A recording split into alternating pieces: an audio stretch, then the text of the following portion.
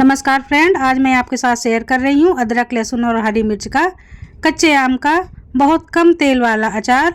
पूरे साल तक आप इसको स्टोर करके रखिए, खाइए, बिल्कुल वैसा ही स्वाद आएगा जैसा कि आपने अभी अभी बनाकर रखा है। तो चलिए सुपर डिलीशियस अचार को बनाना शुरू करते हैं। तो यहाँ पर हमने 700 ग्राम वजन के आम ले लिए हैं। इनको अच्छे से हमने धो लिया है। अब हम एक कपड़े से इनका ऊपर का सारा पानी पोंछ देते हैं और अब हम आमों को अपने मनपसंद आकार में कट कर लेते हैं। तो अगर आपको ज़्यादा छोटे छोटे टुकड़े चाहिए तो छोटे छोटे करें। मैंने मीडियम साइज के टुकड़े रखे हैं और इनके जो बीच की गुठली है इसको हम निकाल देते हैं। इस आम के अचार को हम बहुत ज़्यादा खट्टा नहीं बनाएंगे, तो इसलिए हमने आधे खट्टे आम ले लिए हैं और आधे कम खट्टे वाले आम लिए हैं। तो मनपसंद साइज में कट कर लेते हैं। यहाँ पर हमने मीडियम साइज के टुकड़े कर लिए हैं आमों के। तो इस तरह से हमने बीजों को अलग कर दिया है और आम के सारे टुकड़े कट कर तैयार हैं। अब हम इनमें मिलाते हैं नमक। तो 700 ग्राम आम के हिसाब से आप 2 से 2.5 चम्मच नमक मिला दीजिए। इसमें जो एक्स्ट्रा पानी नमक मिलाने से निकलेगा उसको तो हम फेंक देंगे, तो नमक वैसे भी कम हो जाएगा। तो ये देखिए हमने नमक अच्छे से छिड़क दिया है। उलटकर पलटकर अच्छे से आमों को मिक्स कर लेते हैं। नमक अच्छे से मिल गया है। तो अब हम डाल देते हैं हल्दी। हल्दी भी यहाँ पर हमको 1 चम्मच ही डालनी है, बहुत ज़्यादा हल्दी नहीं डालनी है।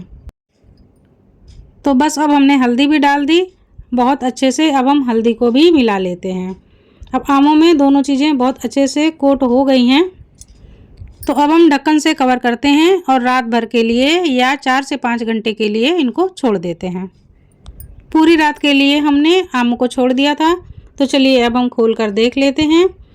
तो ये देखिए आम में अच्छा खासा पानी निकल आया है। काफ़ी पानी होता है, इस समय आम थोड़े कच्चे आ रहे हैं तो इसलिए इनमें पानी कुछ ज़्यादा है। जब इनकी जाली कुछ ज़्यादा मजबूत हो जाएगी तो इतना पानी नहीं निकलेगा। तो सारा पानी हम एक छन्नी के ऊपर से आमों को डाल करके अलग कर लेते हैं।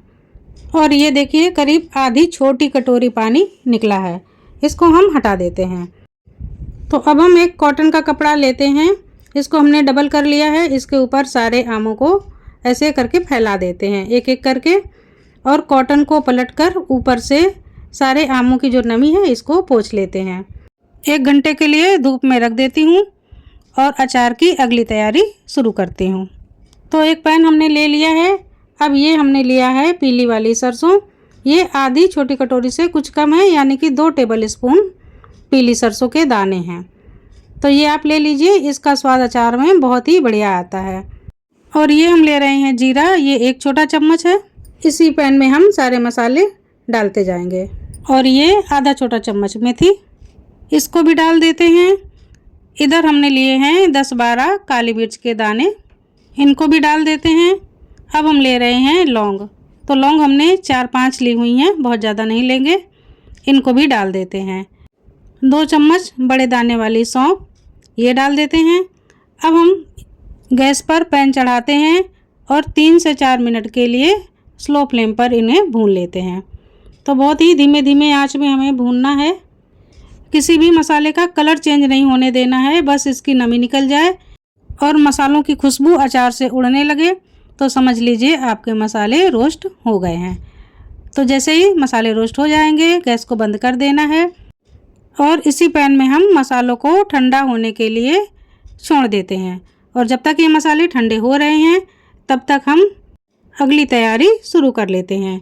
तो ये हमने अदरक, लहसुन और हरी मिर्च इनको अच्छे से साफ़ कर लिया है और ये तीनों चीज़ें 50-50 ग्राम वज़न में हैं, बराबर बराबर मात्रा में हमने ली हुई हैं।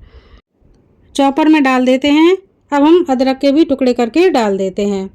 तो इनको चाहें तो आप मिक्सर में पीस लीजिए, चाहें तो जो ये पत्थर वाला सिल होता है अगर आपके घर में वो है तो आप सिल से भी दरदरा कूट कर यूज़ कर सकते हैं। लेकिन मैंने इस तरह से पीस लिया है, बहुत ज़्यादा फाइन पेस्ट नहीं बनाया है। और ये देखिए इस तरह से हमने दानेदार पेस्ट बना करके तैयार कर लिया है। तो अब हम इस मसाले को रखते हैं साइड में और जो हमारे मसाले सूखे हैं इनको पीस लेते हैं। तो ये देखिए दरदरा पाउडर हमने बनाकर तैयार कर लिया है। अब ये अचार के लिए बिल्कुल रेडी है। फ्लेम ऑन करते हैं और फिर से पैन चढ़ा देते हैं।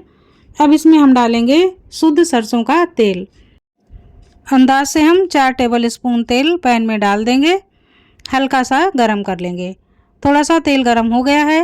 अब हम इसमें अदरक, लहसुन और हरी मिर्च का दरदरा जो हमने पेस्ट बना कर रखा है इसको डाल देते हैं। फ्लेम को हमें मीडियम ही रखना है और मसालों को बहुत अच्छे से भून लेना है, क्योंकि ये हरे मसाले हैं, इनमें पानी थोड़ा सा ज़्यादा होता है। तो ये देखिए कितना अच्छा हमने भून लिया है। कलर चेंज ना होने पाए, बस इनका कच्चापन निकल जाए, इतना हमने मसालों को भूनना है। तो अब हम गैस को बंद कर देते हैं। बाकी के मसालों का कच्चापन जब हम अचार को धूप में रखते हैं तब निकल जाता है। तो बहुत अच्छे से अदरक, लहसुन, मिर्च को हमने भून लिया है। अब हम गैस को बंद कर देते हैं। पैन को नीचे उतारते हैं और मसालों को बहुत अच्छी तरह से ठंडा कर लेते हैं। तो ये मसाले हमारे ठंडे हो गए हैं, हरे वाले। अब हम इसमें डालते हैं सूखे मसाले। 1 चम्मच हल्दी पाउडर, 2 चम्मच यहाँ पर हमने कश्मीरी लाल मिर्च का पाउडर डाला हुआ है। ये तीखा नहीं होता है, सिर्फ इसमें कलर होता है। अच्छे से मिला लेते हैं। अब हम डालते हैं सूखे वाले मसाले जो अभी हमने पीस कर रखे हुए थे, पूरा मिला लेते हैं। सारे मसालों को हमने बहुत अच्छे से मिला लिया है। अब दूसरी तरफ हम आम को देखते हैं। आमों को 1 घंटे के लिए हमने धूप दिखा दिया था। ऊपरी परत इनकी एकदम से सूख गई है। अब इनमें एक्स्ट्रा मॉइस्चर बिल्कुल भी नहीं है। तो अब आम को हम एक बाउल में डाल देते हैं। और अब ये जो तेल में भुना हुआ अदरक, लहसुन और सूखे मसालों का पूरा मिश्रण है, पूरा ही हम आमों में डाल देंगे। तो तेल आप अपनी पसंद से कम या ज़्यादा कर सकते हैं। अगर आप ज़्यादा तेल खाते हैं तो ज़्यादा तेल डालिए। अचार में बाद में भी तेल को गर्म करके ठंडा करके डाला जाता है। तो इस तरह से हमने सारे मसाले डाल दिए। अब ऊपर से हम डाल देते हैं सादा नमक, और अब ये हम डाल रहे हैं काला नमक। जब भी अचार बनाएं तो दोनों नमक थोड़े थोड़े ज़रूर डाले जाते हैं। काले नमक का फ्लेवर अचार में बहुत अच्छा आता है। बहुत अच्छे से हम मसालों और नमक को मिला लेते हैं। तो सारे मसालों की परत आम में बहुत अच्छे से मिल गई है। तो ये देखिए कितने अच्छे से सारे मसाले कोट हो गए हैं। लहसुन की बहुत अच्छी खुशबू आ रही है और ऑयल बिल्कुल भी एक्स्ट्रा नहीं है, बहुत कम तेल का ये अचार है। तो इस अचार को अब हमें अच्छे से धूप दिखानी है, क्योंकि हमने कम तेल का अचार बनाया है, इसको हम डुबो नहीं रहे हैं। तो इस समय मैं नमक को टेस्ट कर लेती हूँ।